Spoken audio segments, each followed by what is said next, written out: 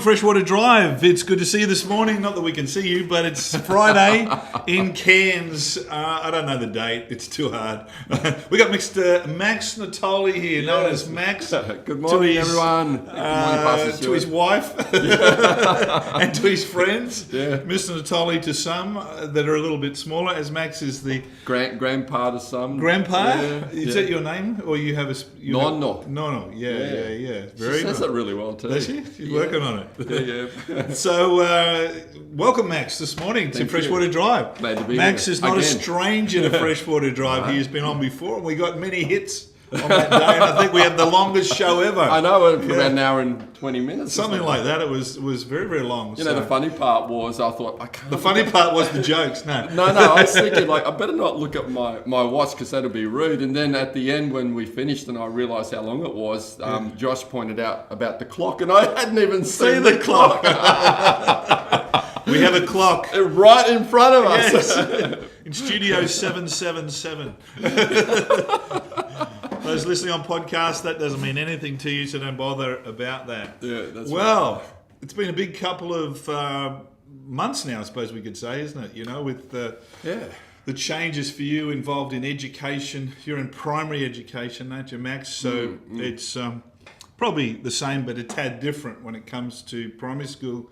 Because I'm sure it's the case where mums and dads can't leave their primary school children at home, like perhaps parents of senior school students possibly could.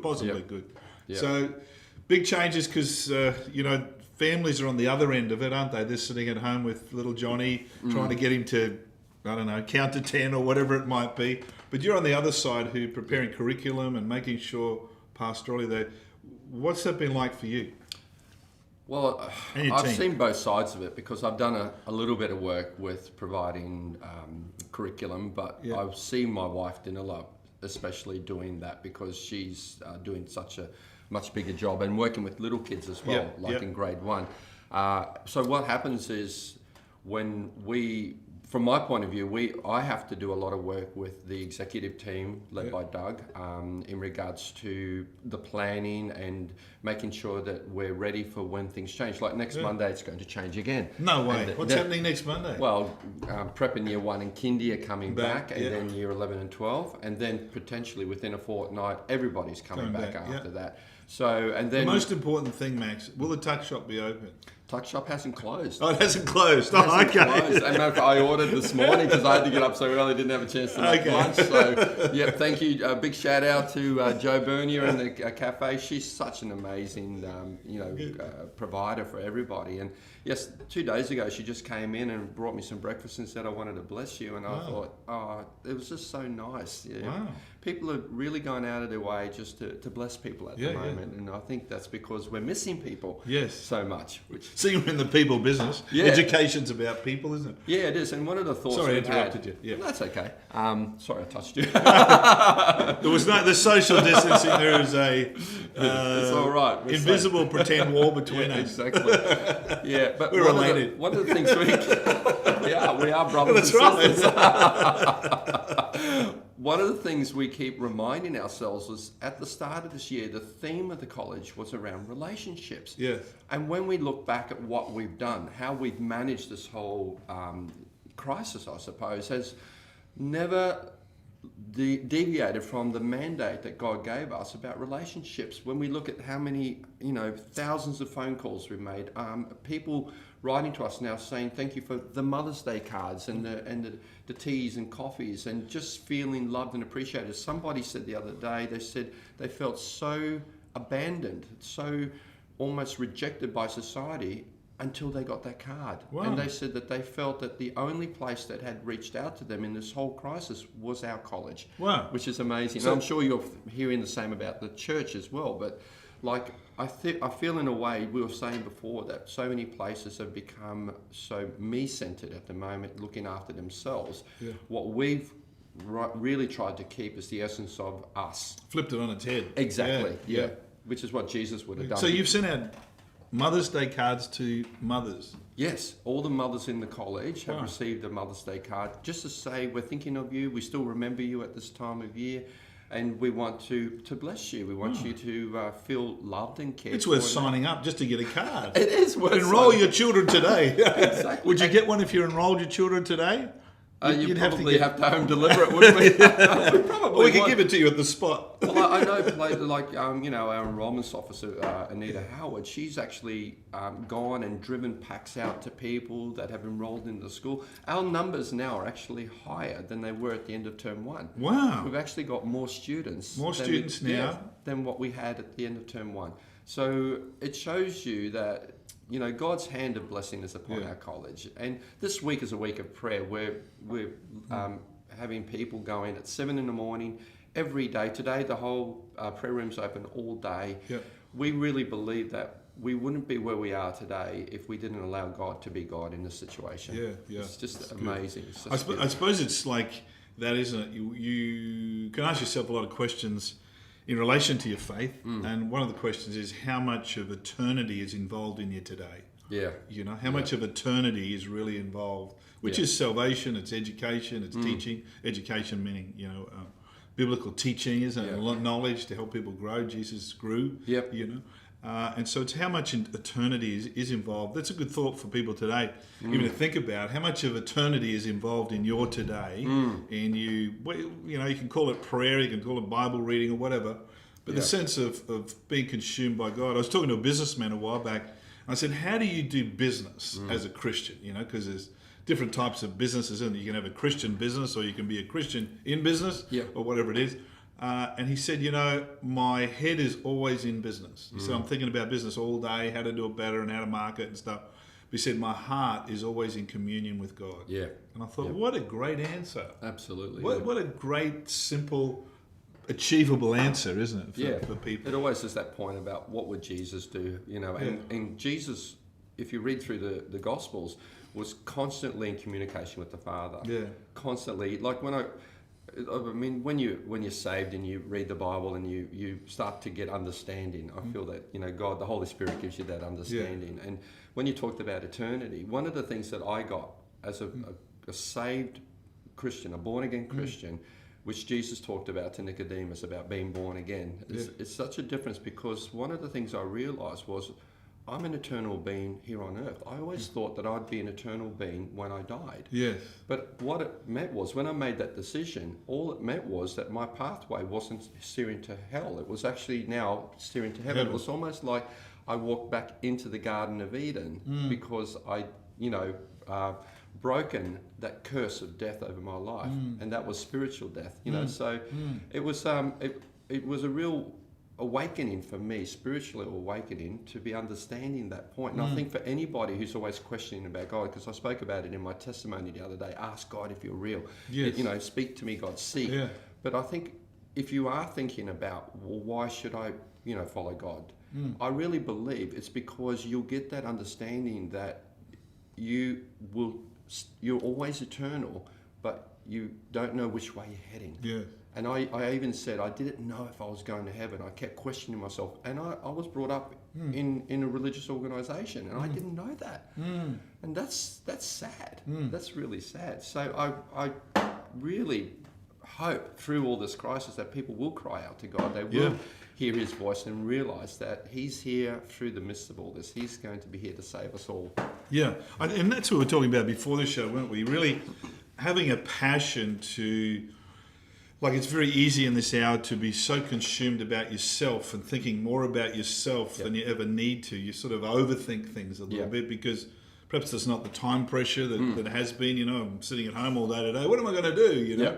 And you can overthink things rather than actually actioning things. And so the world can be just as thirsty and dry as it has ever been, where we need to, Jesus said, the harvest is white, the labourers are few. Hey, come on today, I'm going to sharpen my sword, get out. Maybe witness to some people who really, I was at a cafe this week, and the guy has never really talked to me about Christian things because he's very committed to New Age. And he opens the whole conversation. He's going, I'm thinking, I am lazy. I've lost the sharp sword. I've got to sharpen my sword a bit, sharpen the axe head, And he says, in the book of Revelations, it starts talking about this. And I'm going, wow. Oh. And then quarter way through his conversation, he goes, you are a Christian that does believe in the Bible, doesn't it? You know, I mean, yeah, thinking maybe I'm not as sharp as I should be in this conversation, because he seemed to know more about the book of Revelation as a New Age guy than I did. You know, and I said, well, look, there's different interpretations, and trying to sort of help him navigate through this. But he's going, what about these scrolls? What about this? When's this happening? You know, and I'm going, hang on a minute. Then he's going, it's got to be about the vibration of energy in me, and sort of threw across to his Eastern sort of philosophies and stuff like that. But it was great to think, come on, Stewart, hey, wake up. The harvest is white. And the labourers who can see through that, through perhaps the veneer that you've always looked at people the same way. Oh, that's the lady at the shop. That's the lady at the checkout. Now going beyond that, there's a real thirst, like that the world can't satisfy right now. Well, I think to sharpen the axe, I'm just started reading the book of Acts. Okay. I mean, what a great book to read in regards to reaching out to the lost community. And I mean, they saw thousands come to the Lord in a day. Yeah. And in a way, it says in the book of Galatians that we should be opening our eyes to see opportunities that are out there. And I feel one prayer that I always pray is, God, make sure I don't become blind to those opportunities to be able to walk past them. Just wake me up so I can see them, so I can have an opportunity to share the love of Jesus to people. And I think we can get so caught up in what's happening to us, because as you said, there's a lot going on, and it can become quite consuming, and we can dull ourselves in regards to that understanding of those opportunities passes all the time. I remember a wise Christian man told me once, who was a businessman, and from the Sunshine Coast, and transformed my life after business disaster, and actually got me back on the road to recovery. But he said, an opportunity of a lifetime comes past you every week of the year. You just don't see them. You don't see them. Every week of the year, there's an opportunity of a lifetime. And we only think we see it once, So 52. We do. 52. A year. Every year of our life. 50. I didn't need one or two. And you know what it is? It's changing our mindsets to be able to. And I know that time we spoke about it before, about that man who used to pray every day saying, show me, Lord, how you run the world. And the thing is, if we can get that perspective in our life, we'll be able to see those opportunities, not in every element of our life. And I feel that's the same with witnessing. It really is. And, we don't have to prepare for it. We don't have to, like the Bible's very clear when it says to, if you go before the magistrates or the judges, don't think about what you have to say. The Holy Spirit will tell you at that time.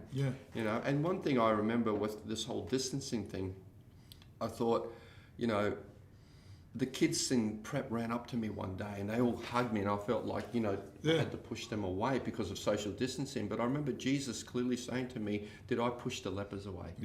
Did I do that to them? No. And I sort of thought, in a way, if we have this belief, our body's the temple of the Holy Spirit, then we should be safe. As if we have this temple and we're clean, then no virus can come against us. And I have a real inner confidence about that. And I believe that, this is when we can reach out. And I mean, even in some ways physically reach out and not fear, because God's protecting us through this. Well, Jesus was never concerned about catching leprosy, was he? No, he never was. He was more concerned about them catching a healing. Yeah. Look, we're very deep and meaningful this morning, Max. We should start the day with a joke, perhaps. Well, it's not really starting the day. Maybe it is for some people who just it's been a few hours already. Woken up. But I had to work hard this morning to find some jokes. Did you only find yours this morning? Well, I'm on a tight schedule here when it comes to joke finding. I planted some birdseed. This is a joke, everybody. Just to prepare you. This already got me laughing. This is the joke section. Welcome to the joke section this morning. We need a special voiceover person to do that for us. Joke section coming up. We have an international section. We have jokes. We have a cooking session as well. Well, we do. I planted some birdseed today. Does anyone know when the birds will grow? It's funny. I go through the jokes and I think, corny. What I mean? Oh, this one's one I've never heard before, but there was one I thought, how many tickles does it take to make an octopus laugh? Don't know. 10 tickles. 10 tickles. Okay. Just like that. A producer like that. Right, your turn. When I found out my toaster wasn't waterproof, I was shocked. That was very good. My teacher told me I'd never amount to much because I procrastinate so much. So I told him, just you wait. That's a teacher's joke, isn't it? I love throwing a teacher joke in there. You know, what's the difference between a hippo and a Zippo? You know what a Zippo is? No. Oh, okay. Well, I'll tell you the joke. I don't know. One's really heavy and one's a little lighter. Oh, okay. Yeah. The Zippo's a lighter? Okay. Sorry about that one. A little lighter. Yeah, thank you. I like this one. I picked up a hitchhiker, seemed like a nice guy. After a few miles, he asked me if I wasn't afraid that he might be a serial killer. I told him that's. I'll tell him that's. I told him that the odds of two serial killers being in the same car were extremely unlikely. Oh no! I haven't got my glasses on this one, too. Oh, I'll lend you mine in a second. This one I really thought, I had to think about this one and then I got it. It said, I couldn't figure out why the baseball kept getting bigger. Then it hit me. Just have to think about that for a while till it hit you. It hit me. What did the pig say to his girlfriend? No idea. Don't go baking my heart. Oh, that would have been good at Valentine's Day. I like that one. You had to be a bit of an old school to know that song. Yeah, that's right. What was that, about the 80s? Yeah, I think it was the Maybe 80s. Even earlier. I'm not too sure. I saw a movie about how ships are being put together. I found it very riveting.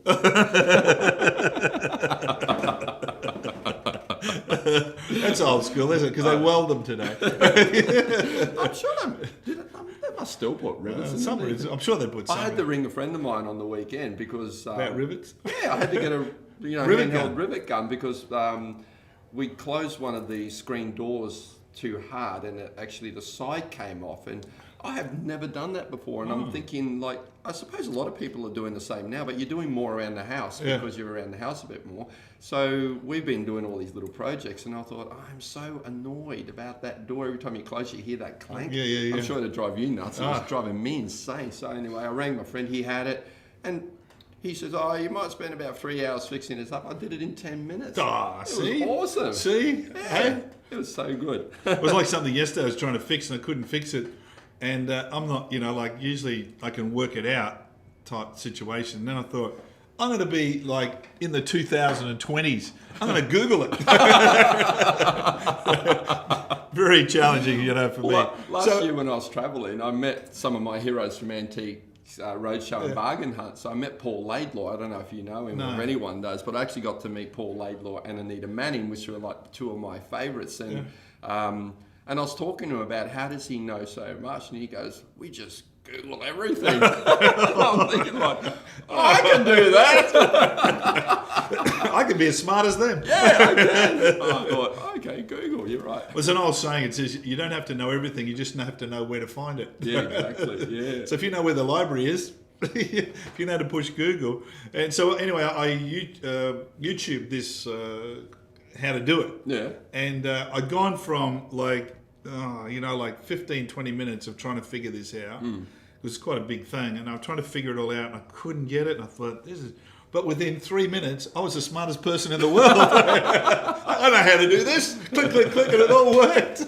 It's funny, but you have to use, like, I Google a lot to do with technology, like how to use Google, like Google Docs, and how to use the Google suite. You have to Google how to use Google. About how to use Google. And I'm thinking like, this presented is by Alphabet. Using technology to how to learn how to use technology. Yeah, I haven't gone there yet. Sounds like an oxymoron, doesn't it? I like this one. You have to listen to this one slowly. I just found out I'm going to be a model in a fitness magazine. I'm the before model.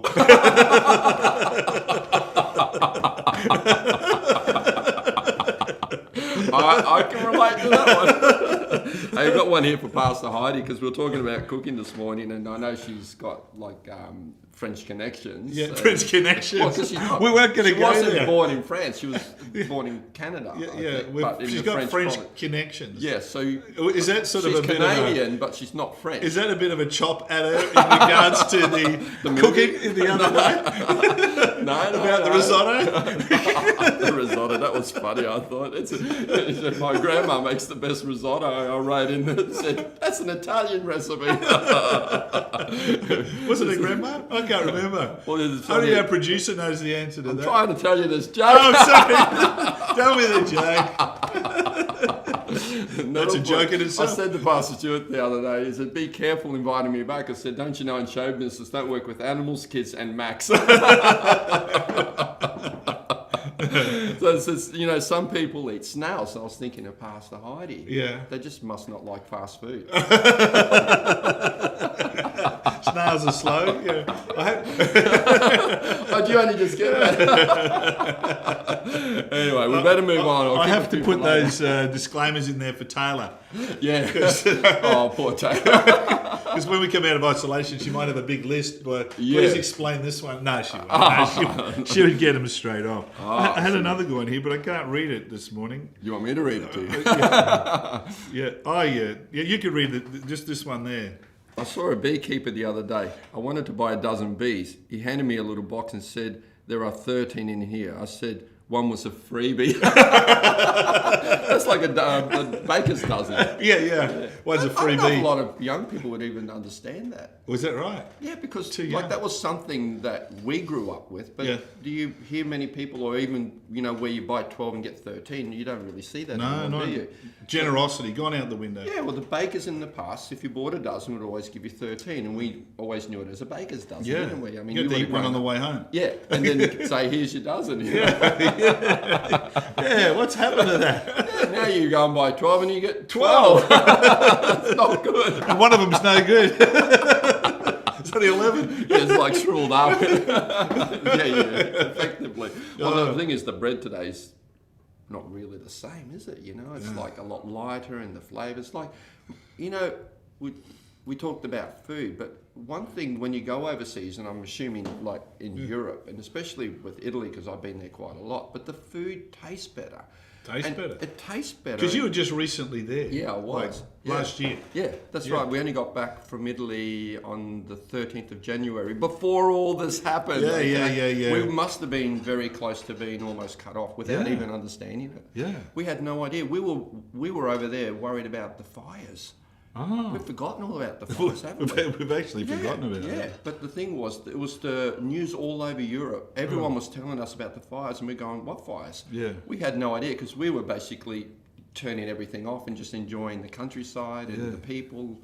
But the food tastes different, especially in Italy, and I keep saying why, and it's because over there, they are so pedantic about the quality of their food. They ripen everything before they pick it.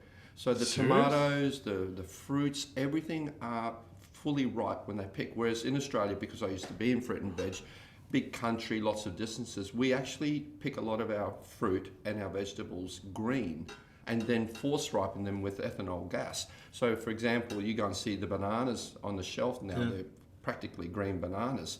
So what we used to have in our fruit shop was a gas ripening room where we'd put all the green bananas in, and we'd have ethanol gas running through there, which is what you back your car up to that. It sounds like ethanol. It's the natural gas that bananas produce. So if you want to ripen your bananas, put them in a paper bag and close it up, and the gas that they produce will ripen them naturally. There's a little secret, Max. There's a secret. If you want to ripen your bananas, put them in a brown bag.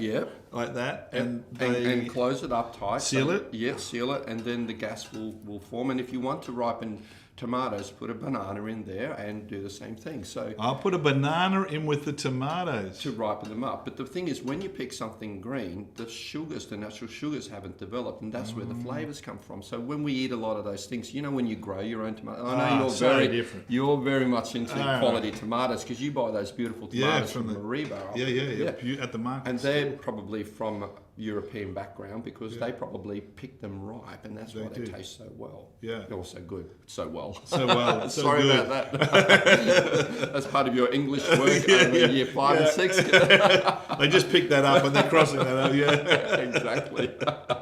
That's a good thought, though, isn't it? You know, like we're eating in a country like Australia, we're eating things that are green for a number of reasons, but one of the reasons could be because of the distancing. Yeah.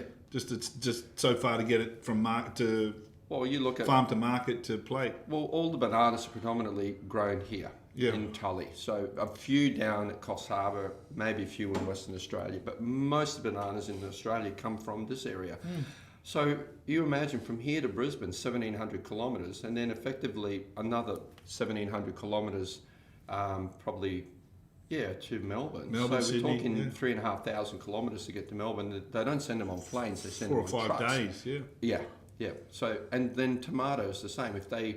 And the problem is it's hot. So a hot country. So you put heat and ripe together, and you end up with a truck full of tomato soup at the end. Exactly. So good for pasta. Yeah. That you know, those rotting those. The ripe tomatoes. Ripe, super ripe. Yeah, you want to buy them like that so you can actually make the sauce out of them. Yeah. I was talking to a lady and she is her meatballs, Max, in her spaghetti bolognese. Beautiful. Another level, you know.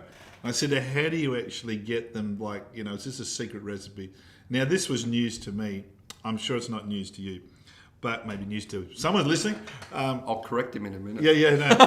Is that because, you know, you sort of think the bolognese is a beef mince or something like that, you know, it's made up and meatballs and things like that. She said the secret to it is putting pork in it and it sweetens it. Yeah. Makes it different. I only make bolognese with pork, and you use a mixture of pork mince, and you can get pork and veal mince. You can get it together.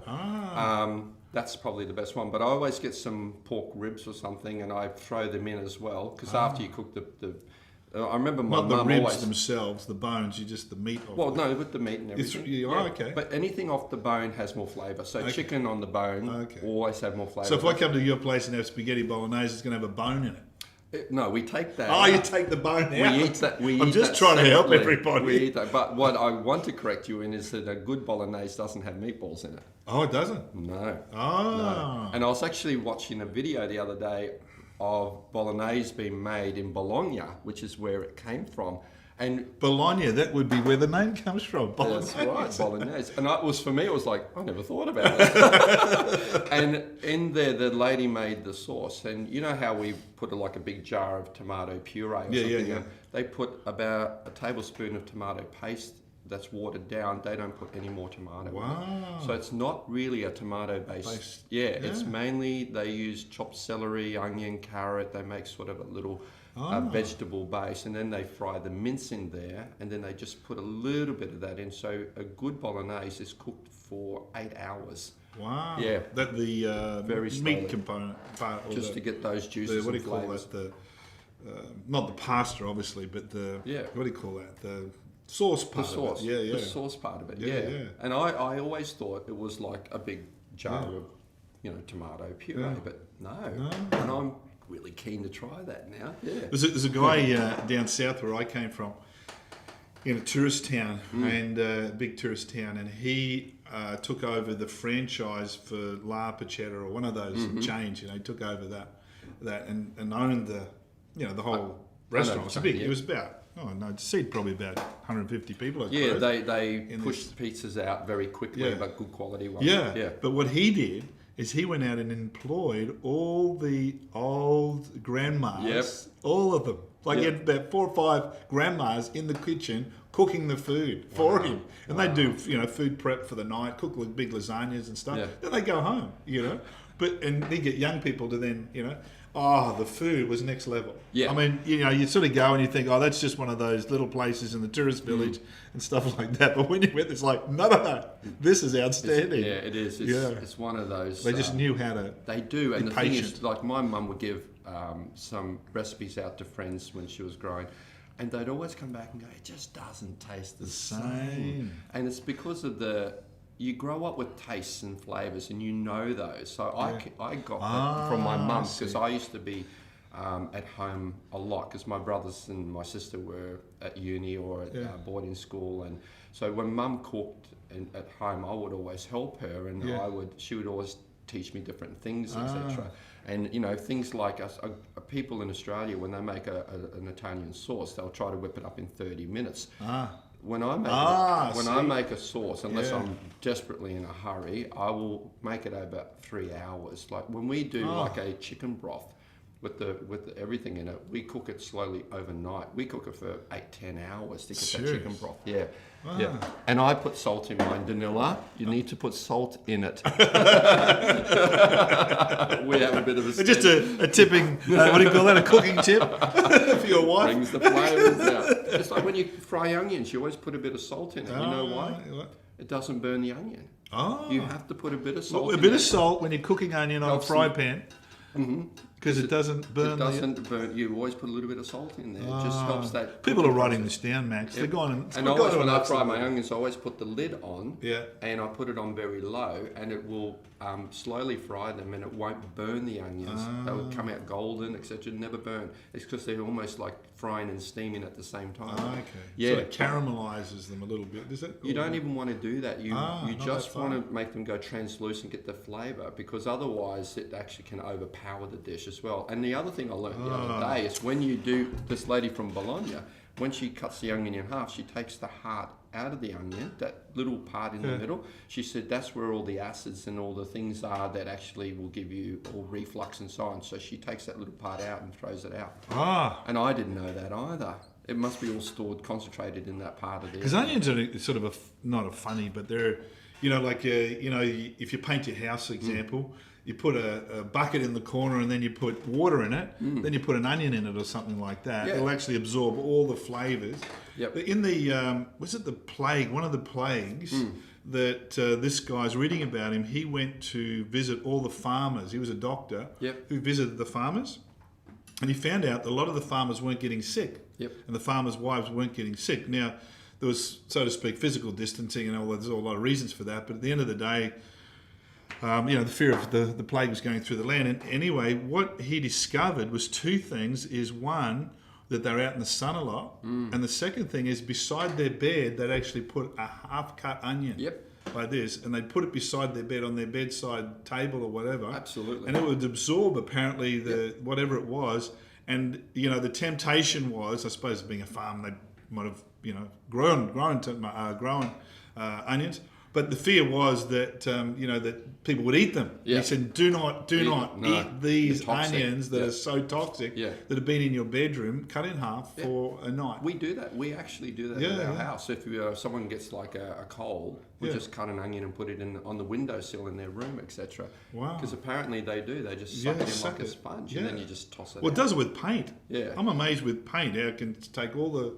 Especially with enamels and stuff like that, you put the onion in a bucket of water. The bucket has to be quite full. But if you're not feeling well, like if you look at natural medicines, garlic is a natural antibiotic. God created that as an antibiotic. So the thing is, however, if you eat garlic naturally, the flora or the acids in your stomach will kill a lot of the the goodness in that. But it will still get through into your bowels, and it will still have an effect on there. But the thing is, it will kill the good as well as the bad. So if you just in the morning just have something with acidophilus, one of those little Yakults or something like that, you put the good flora back in, you'll recover so much faster. Wow. Just by having garlic at night before you go to bed, because people worry about garlic breath. So you have it before, you just take it like a pill. You just swallow it with water. Fresh, raw garlic. Fresh, raw garlic. Yeah. Just like a pill. Yep. Put it in your mouth, drink it down with water, and then the next morning have some Yakult or some yogurt with the extra acidophilus in it, like the 3 strains of it. Apparently, it rebuilds your whole culture in your body, and you get better again. Yeah. We're not health professionals, so if you need to seek medical advice, this is a disclaimer. Seek medical advice. Seek medical advice. Don't listen to us. I used to do stuff with health. So, there's all these different natural stuff. Yeah, not so much forgotten, but pushed to the side. Yeah, stuff like that. I was listening. Yeah. Dare I say it? In temptation, I'm holding myself back.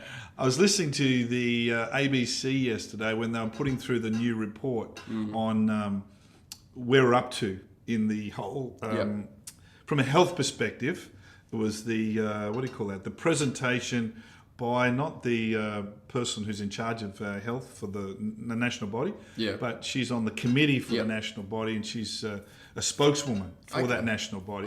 So this is Australia, national body, spoke out about how we all need to do this and do that, and all the different things we need to do, and get our vaccines straight away, and do this and do it. And she went through the whole list.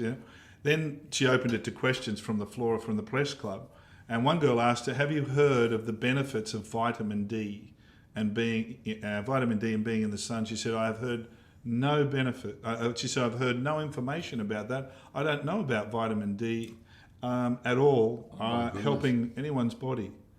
Really?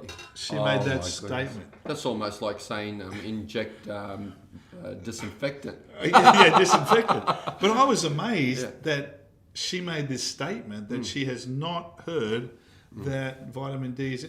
Now, in the bubonic plague, I was reading some stuff, they found that putting people on the roofs of the hospital, because isolation was a really big deal, putting people on the roofs of the hospital, the people on the roofs of the hospital actually recovered versus ones that were locked in a dark room. Wow, well, it's interesting. Isn't it amazing? Vitamin D. Well, I was watching something by a scientist who worked with viruses, etc., and she was saying, why are we closing the beaches? You get so much goodness from the water and the sand, and one of the concerns they have, and doctors around the world have, is by being so isolated and by not communing with other people, our immune system is actually being depleted, which means that when we do come out of this, we could be susceptible to many other sicknesses.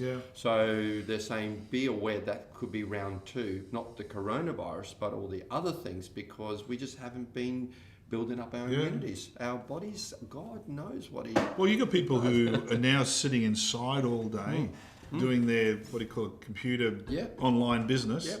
And then they're, probably going out, like maybe walking at night where there's no sun, and then they're going back to work and working in the middle of the night and sleeping all day and all sorts of stuff, then playing computer games and then all of this sort of stuff, and not, as you say, going out, not getting exposed. in the sun, and like there's a lot of research about the health of just being in the sun.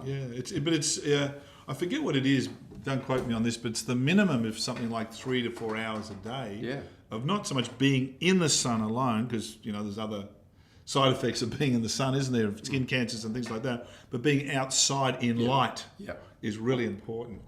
Light is like a natural cleaner, isn't it, in a way?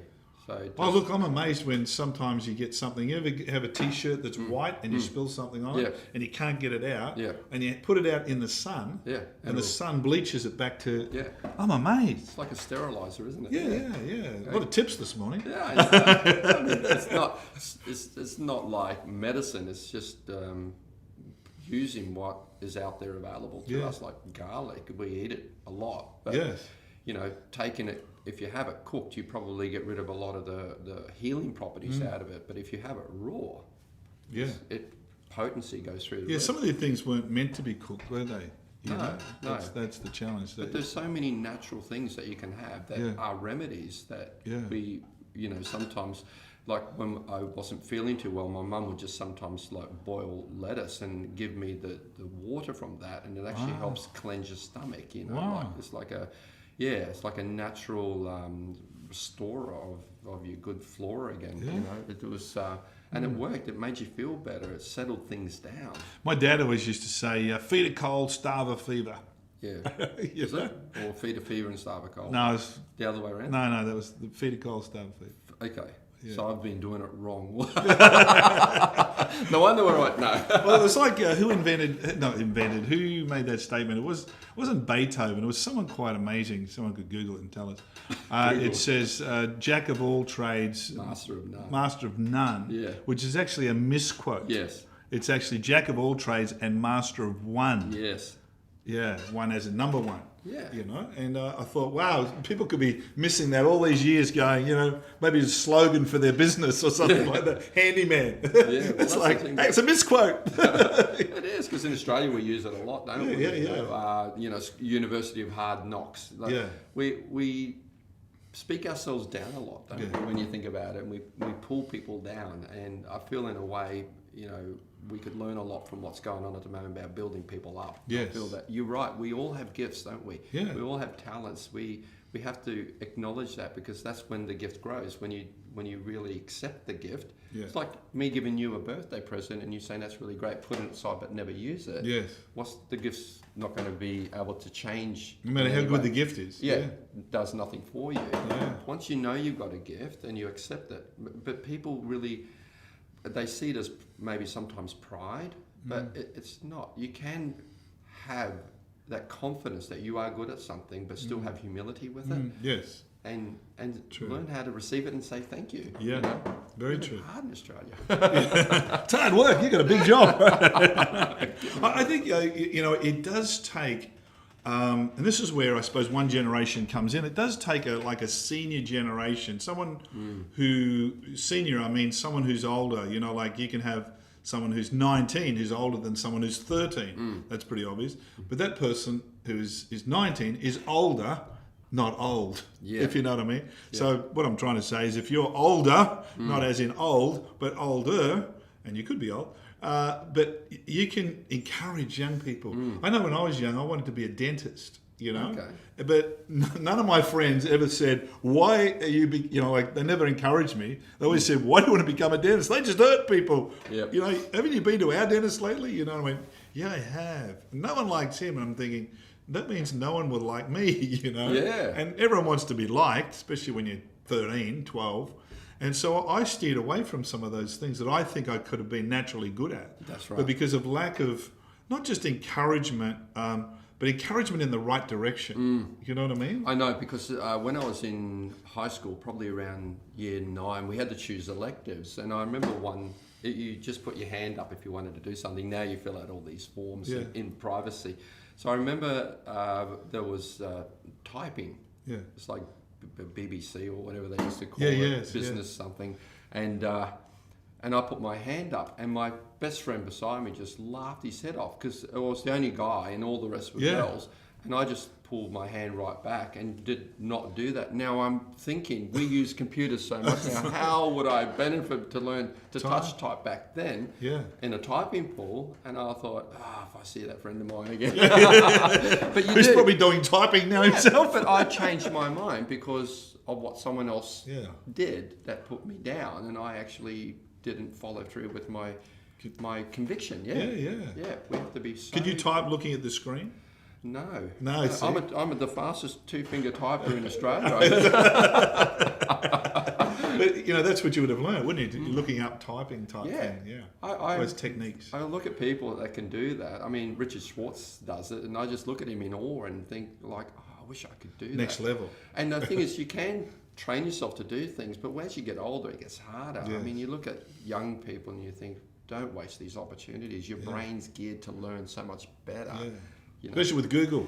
You can learn anything. Well, there was a research that I saw recently by the Gonsk Institute from New South Wales that actually said their research showed that too much technology is actually creating depression and social disorders in our society by up to 95%. So the thing is, there's got to be a balance in everything. I'm not against technology. I'm just saying we need it, but we also need to get out, smell the roses, walk, play, and, enjoy ourselves. Yeah. Technology is not the answer to everything. There has to be a line drawn, doesn't it, always, of saying, hey, I was only listening to someone the other day, and, this is how the dark side of technology, and they were saying with their teenager, they were on their phone, and then they went to bed, and they put their phone underneath their pillow on a charger all night, but their friends who were up all night were SMSing them. Yeah. Beep, beep, beep, beep, beep, beep, beep. So they'd wake up, answer the SMS, then go back to bed. And SMS usually is more than one, isn't it? It's like, is that what you think? Oh, is that what you think? And it's like 2-3 o'clock in the morning. And they're up. And so these parents went, I never realised why my teenager was waking up tired, even though they were going to bed early, they were doing all the right things. So they took their phone off them. And then they realised that they'd actually, after about 3 weeks, the same thing was going on. They'd actually gone out and got another phone off one of their friends and were still doing the same thing, unbeknown to their parents, And I thought, wow, you know, in when we were young, probably we had our own little, you know, thing that we did that was a bit naughty. But these things are. Well, I remember like going to bed and then sneaking around the corner to watch the TV, like because I wasn't tired, but my mum would always catch me and go to bed. But that was about the extent of technology for us. I mean, really, I remember when I started teaching in 1985. There were no computers in schools. We didn't even have photocopiers. We used to have the old spirit tube. Remember when you used to get the sheets and you'd smell them? And there you go. And I remember when we got our first computer in the classroom, and it wasn't like with Windows where it does everything for you. It was like we used to have the kids who were interested in it. There was a little book that you had, and it would have all these DOS commands that they would have to put in, like, you know, so-and-so, press run and so on. And in the end, we go, right, let's see what it does. And like this line moves from the left to the right. And we'd all go, wow, look at that, you know. And it was like, but all the things we do on a computer have all those formulas behind the scenes, all the JavaScript, etc. But that's all we had. I remember when I went to university, they had a computer as big as this room. And it was the dot matrix one, you know, where it all chug, and those big blue, white line sheets would come out. Our phones now are more powerful than that computer that took up a whole room. Whole room. Yeah, these phones have far more capacity. Internet didn't arrive until, oh my goodness, what was it? Probably 2000. The early 2000s. So all this social stuff. So the problem is with what you're talking about now, I'm looking at it and thinking, what's the worst addiction in Australia right now? What's doing the most damage? We always say it's like drugs and alcohol and, you know, and so on. But I think these things can do far more damage. Being a smartphone or computer access, simplicity. What's leading so many young kids these days to have depression, to consider harming themselves, etc.? I don't. If in the past we had drugs and alcohol and so on, but we didn't have those social issues as much. I think these devices have probably heavily contributed to that. Look, you know, obviously I'm an adult, and I'm amazed if I start tracking something on YouTube or I'm trying to do some research that is not, you know, how do you say, it's not research at a university level. I'm just researching the internet on a subject and trying to find as much, you know, what's fake news, good news, real news and stuff like that, the latest news. And as you do that and you work through some YouTube clips, and sometimes, you know, they're like, you know, go for a period of time and you can speed them up now, and you know, you don't have to go through all the ads and stuff, but it's ways of doing it. Anyway, I'm amazed, and I look at the clock and I'm thinking, hang on a minute, it's 11:30. It was only 10:30 a minute ago. That you can be on it for ages and not realise. I don't know why. Maybe it's because of the interaction process. It is, and there's actually a theory about that. It's called the flow theory. Okay. All right. This is where I'll bring out my educational expertise. Created by a man. Well, he came up with this theory. He was from somewhere like Czechoslovakia, or his name was Mikhail Csikszentmihalyi. Okay. Sounds like he's Japanese. But he came up with this flow theory, and it's like, you know, when young kids are so engrossed in something like Lego. Yes. And you try to remove them from that to do something, and it's like they're in another world. They're lost, and we get lost sometimes in what we're engaged in. And sometimes it happens to me. I'm looking at something, and then the family starts yelling at me and saying, "Are you listening?" I don't even hear them. Wow. I don't even, and I do have bad hearing, but it's not. Sorry? But it's because I'm focusing so hard on that one thing. It's almost like I've turned off the world, and time will fly during that. And you do sometimes say, "Am I wasting time?" Yes. You know. Especially when you get your thing back at the end of the week. Was it end of the month or something? Telstra says, "Congratulations, you know, you've only been on your phone 28 hours this week." You know, 28 hours. We have a recharge plan, and I had a look at mine and my wife's, and I was happy that I actually had a lot more data than she had. So I'm thinking I'm not using my phone as much, which is really good. But she looks at very different things. A lot of her things are to do with, you know. Julie's in the house Yeah, but it's like for younger kids and so on, whereas I'm probably looking up stuff on, jewellery or antiques roadshows or watching old AFL games because I can't see any live ones now. You're going, when was the last Carlton win? That's too many years. What was that joke the other day? I won't get it right, which means it won't be as funny, but it's like, what was the... the AFL footballer, the AFL supporter or something like that was very keen to get back to church so he could cheer on the Saints. You are an AFL team. It's a kilder. Absolutely. You had to be there. You have to. I know. But you have to be intelligent to laugh at some jokes, don't you? I know. Yeah. There's a level of intelligence. But it's funny, because I haven't been engaging in the AFL, it's almost like I was saying, at what point do I actually completely lose interest in it? And I'm wondering if that's a big fear for all the sporting clubs around the world with all their members and fans, because when you distance yourself from something for so long, it's almost out of sight, out of mind. Will people reconnect the same way when they come back? Yeah. I was thinking, will this have a flow-on effect of reduced memberships, reduced attendances to games, or the opposite? Like people are so hungry for it. To get back to it. Yeah, well, if you knew the answer to that question, you'd be a millionaire. Wait a couple of months and we'll know. We'll know. So. Yeah, but it's like all these thoughts come through your head about what if this and what if that, and you just don't know, I suppose, what's going to happen. It's almost like we're doing a cultural, societal study right now, isn't it? Because everything's changed. Yeah. Someone said the other day who was an accountant, which...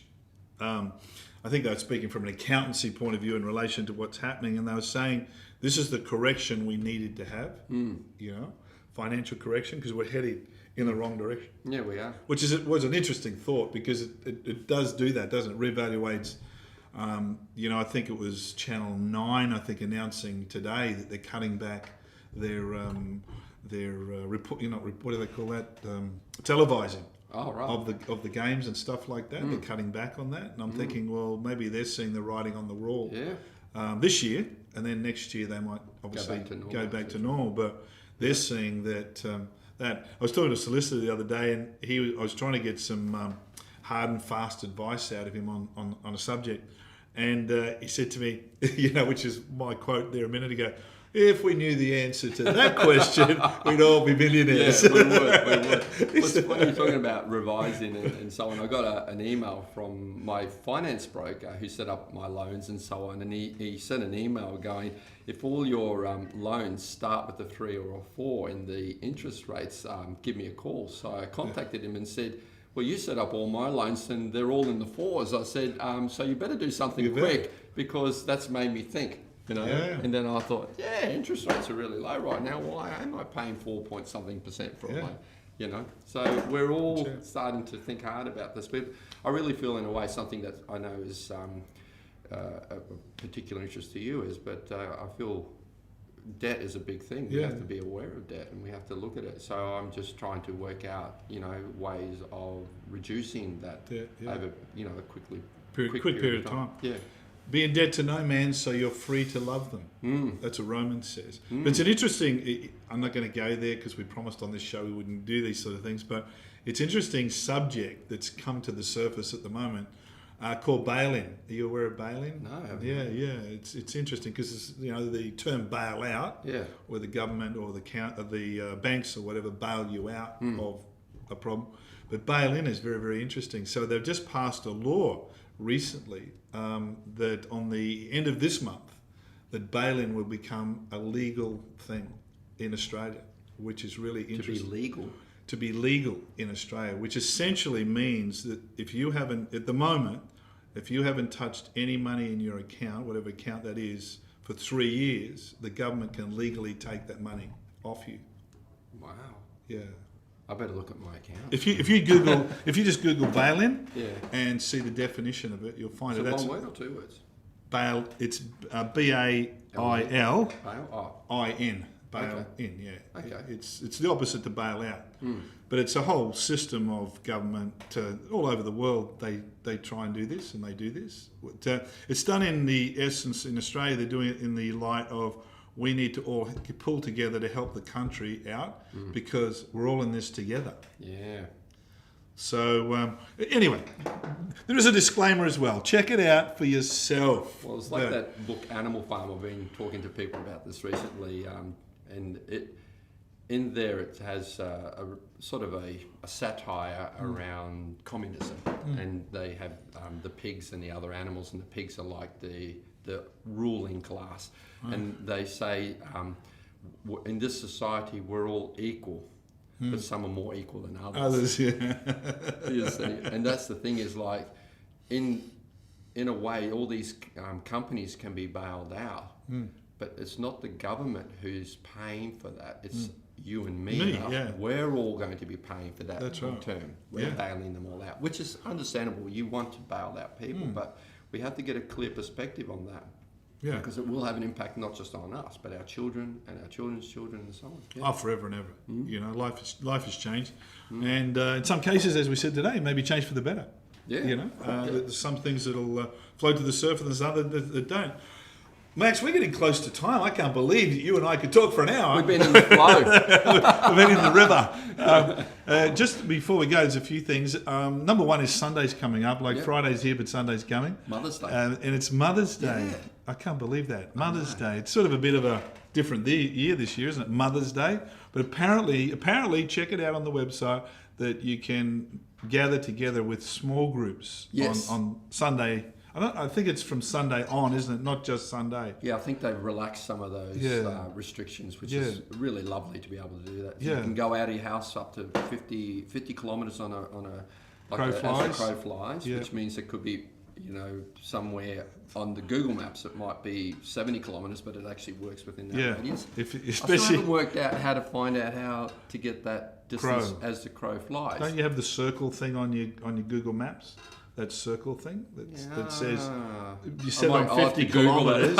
You just have to Google that. You set on 50 kilometres and it shows you what's in the periphery of 50 kilometres. We'll be having a little session soon.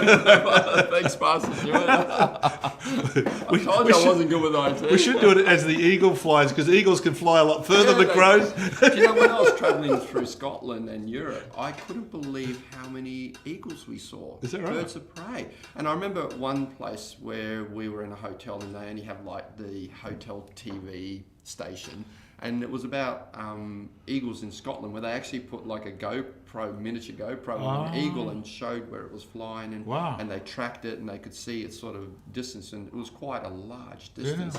But we just saw them all over the place, and I thought, you don't see that around here. No. You don't see those big birds of prey around. When you go out west, you do. You would have seen it when you travelled there. Sometimes when you go out west there, I was driving along the highway, and it's obviously kangaroos, dead on the road everywhere. You go, and you look out and think, what is that big thing on the middle of the road? Like, it was big. Yeah. And if there's two of them, it looks like it's, and they'd be, probably sort of that high sometimes. Nearly 800 metre high. And you think, wow. And when you get close to them, you don't obviously want to hit one for a number of reasons. But they're so slow to get an updraft. Yeah. The flap of their wings, they've got about 2 flaps, and they can be nearly about 3 or 4 metres off the ground. Wow. And but it does take them a while to get a bit of air under their wings. Yeah, I could imagine. And so you got to be a little bit big bird. You got to be a little bit careful. You don't think, they're like a crow, they'll just fly away and wander off to the side. They really are quite flighty. Well, it's funny, I got some video, but when we were in Sardinia, we went to a nature reserve, probably in the northwest of the island, and there were vultures. Yeah. And I've never seen a vulture. I thought they were only in America. Movies. Like out in the desert in America, but they were there flying around and like buzzards, basically. Yeah. And big birds too, really big birds. Yeah. I've never seen anything like that. They've got sort of like square wings. Okay. Really big wings. Like very distinct from other birds. Yeah, because the birds tend to have a pointed wing on the end, but they's a quite square with those feathers sticking out almost, like the cartoons, coyote. Yeah, and I've never seen one before, and I've never thought I'd see it in Sardinia. Yeah, it was really interesting. Someone said the other day, it was one of those memes, and it had, you go into, you go anywhere now, and they've got crosses on the floor. Yeah. You stand, which where you're meant to stand. And the meme was something like that. I'm a lot smarter than that. I've watched a lot of Roadrunner cartoons. Yeah, the rock dropped that on top of you. Oh, that's funny because in our day we watched.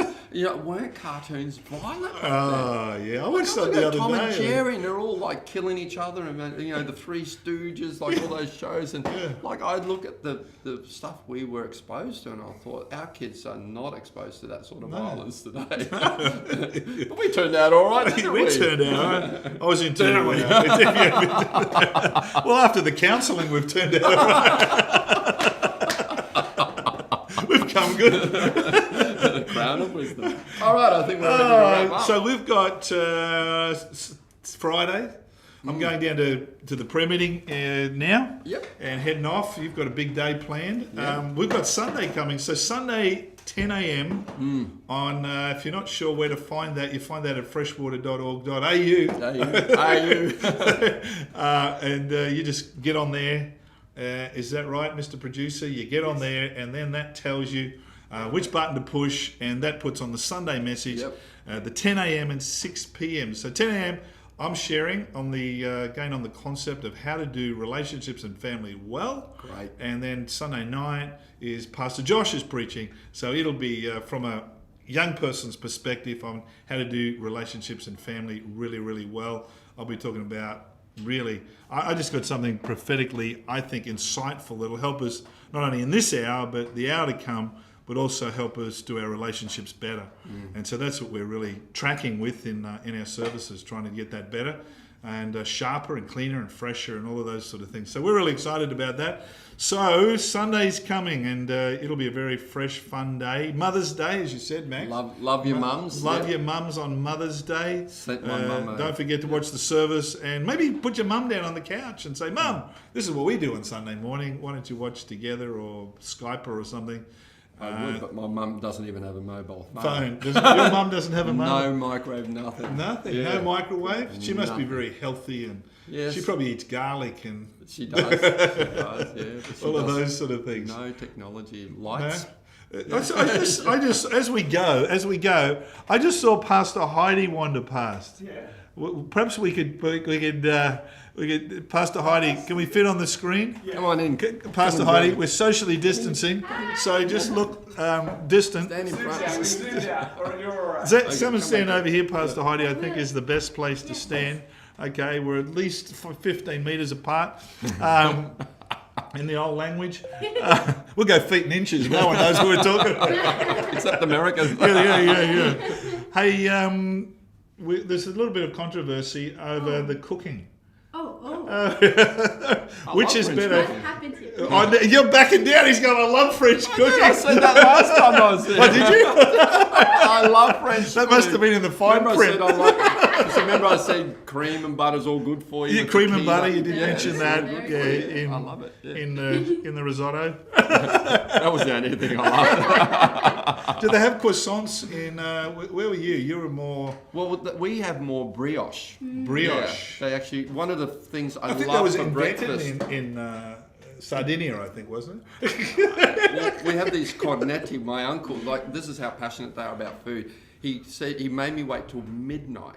My uncle, he says, I'm taking you somewhere special. We walked down the road onto the Lungomare, which is the esplanade on the seaside, and there was a bakery that had just finished baking, and they looked like a cone, and they were made like a brioche, and they're filled with like a custard cream inside. And I said, why did you bring me here now? He says, because they're just straight out of the oven. That's the only time you can eat them. They're the best. You don't want to eat them at 7 in the morning. That's true. Yeah. So it was like you great for your had to diet go there there, Max. 12 o'clock at night eating these things. Cream buns. And so in Sicily, we would go to the cafe and we'd get a brioche, and we would they would fill it with granita. Granita is like an icy sort of hazelnut icy thing, and you can get different flavored granitas like strawberry, hazelnut, chocolate, and so on. Chicken. And you eat it with the brioche. And it's just divine. Yeah. Is that good? So There's these big brioche cakes around Christmas time as well in Italian tradition, right? Like these big How is it called? Oh, the panettone. Panettone. Yeah, That's really good. Yeah. They are really nice, and you can have them in different ways too. Is this Italian? You know, when you go out to get coffee and stuff like that, even here in Cairns, you get a little like a crunchy Like almond bread. Biscotti. Yeah. Is that Italian? Yeah. Yeah. Okay. And you It's not actually French. we can make it. You actually it comes out like a little hard loaf, and then you cut it into these little pieces, and they're very crunchy, and we like those hard sort of biscuits. Okay, so it's not a soft one that's gone hard, gone stale. It's actually designed to be hard, like a biscuit. Designed to be hard.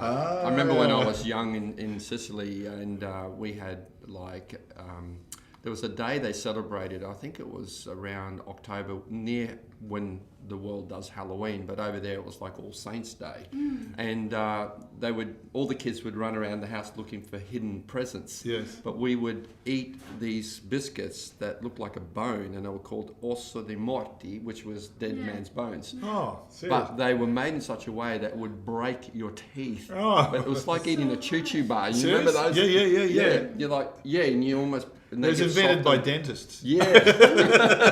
So, interesting. The things you get a taste for. But I love those biscuits, but they were really hard to eat. Max was giving us some cooking tips, just as we go today, some cooking tips, which were on spaghetti bolognese and how to make that. I heard that part. Yeah, I agree with the pork. Yeah, It's taking really good. notes. I brought that up. You did. But I agree. I agree with it too. So we've just heard some cooking tips. Yes. Could we finish today with maybe a French cooking tip? You know, Yes. like one that I know butter is the secret for Yeah, that's everything. what I was about to say. Just start with butter and then go on from there. Is that right? It'll be good. Isn't there any sort of ones like, Max was telling us about the onions, cooking onions and Oh stuff? yeah, onions are really important too. Yeah, but like there's a special way you do it. You probably That's the way listen I to that. do it. But is there any of those secret squirrel ones that you're sort of not allowed to tell anybody that you could Ah. let out of the bag this morning? Something that's not that secret, but it's overlooked most times. Yeah. Is that when you do a béchamel, which is like the white creamy sauce that you do, with a lot of different dishes. Yeah. It's like a staple sauce in France. You have to put a bit of nutmeg in it. Nutmeg. Oh. If you don't put nutmeg, it's not a real béchamel. Is that right? It's the sort of the same one they use in lasagna, isn't it? They Yeah. put the bechamel sauce in there as Yeah, well. like in one of the layers. Okay. That's So it. nutmeg We're is done. the key. I got an Aussie tip. Eat pies. The ones with the bolognese sauce are Made from Basotti. actually, I like Mrs. Max pies. They're really Mrs. good. Max pies. Is she good? You get them at the servo in a plastic You can get bag, them from don't You you? can buy them at Coles and that. You Oh, can- serious? Yeah, Oh. I find they're really yummy. Yeah. Serious? Oh, I don't know.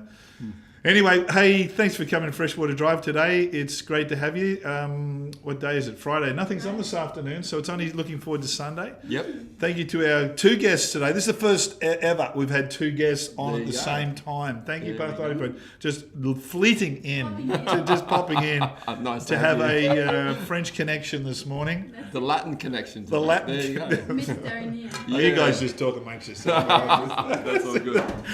And thank you, Max, for being in again Been my on pleasure. Freshwater Drive. Absolutely We'll have love to have it. you back. More jokes. Well, I tell you what, it's good when I look for them. I have a good laugh. And if I laugh, I think it There must goes be 3 hours of your life looking for two jokes. flow. God bless you. Have the best day of your life. Freshwater bless you. Drive Happy coming to Mother's you. Day. Happy Mother's Day if you're a mother on Sunday. Don't eat your chocolates today. Wait till Sunday. And see you Sunday, 10 a.m., 6 p.m., Freshwater Church. Thank you. Thank you. That was awesome.